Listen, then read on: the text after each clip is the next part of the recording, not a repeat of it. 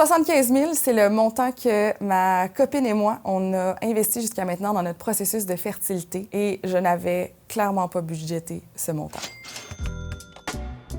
Je m'appelle Mélissa, j'ai une conjointe et ça fait maintenant 4 ans qu'on essaie d'avoir des enfants et on est dans un processus de procréation assistée.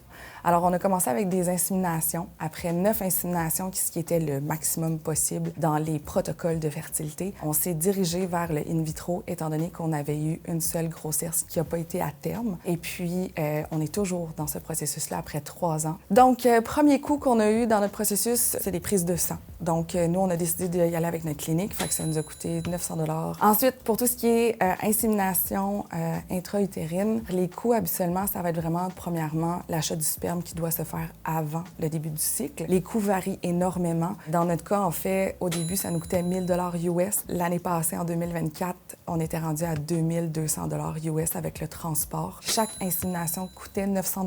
Ça inclut plusieurs choses, donc les échographies, le suivi avec le médecin, la procédure, c'est-à-dire de passer avec une pipette, là, littéralement le col de l'utérus pour aller porter le sperme. Alors, on a passé donc 9 fois à payer 900 $ pour le protocole suivi échographique et ainsi de suite. Puis on a aussi payé 9 fois des paillettes de sperme. Il y a aussi des médicaments qui doivent être pris pendant ce cycle-là. Donc, de mon côté, j'en avais pour 100 $ environ, mais ça peut monter jusqu'à 1 000, 2 000 $ facilement et rapidement. Si je mets de côté tous les détails, là, si je l'arrondis, on est à 20 000 $ de coût pour cette première étape. Quand ça va fonctionner, puis là, le petit bébé, il va tellement valoir cher! Tu sais, quand il dit, c'est comme, c'est quoi ton asset le plus élevé, tu sais, le plus important, nous, ça va être genre.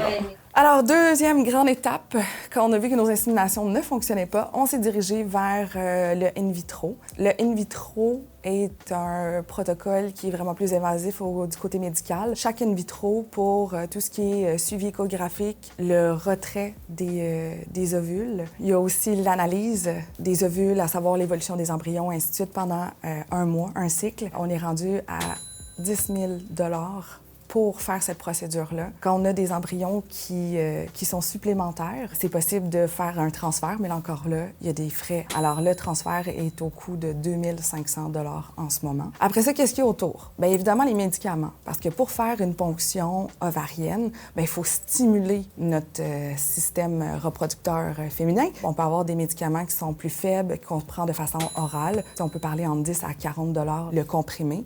Par contre, si on arrive dans les injections, bien, on parle plutôt de 300 à 1 000 $ selon la couverture de notre assurance. Avec in vitro, ces médicaments-là sont obligatoires. Dans ce processus-là, on veut se sentir bien, on veut sentir qu'on a tout fait. Alors, c'est là que les autres professionnels vont intervenir.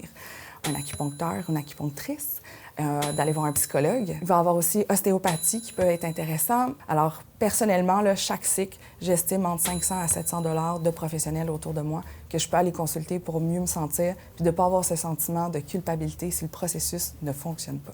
Alors, évidemment, à chaque fois que pendant 1 mois, pendant un cycle, ça fonctionne pas, évidemment, il y a un deuil personnel à faire. Il y a un deuil de couple. C'est très, très émotif comme processus, mais il y a aussi le stress qu'on vieillit. Ce qui vieillit le plus rapidement dans le corps de la femme, c'est tout ce qui est le système ovaire, utérus et ainsi de suite. Donc, ça amène un stress.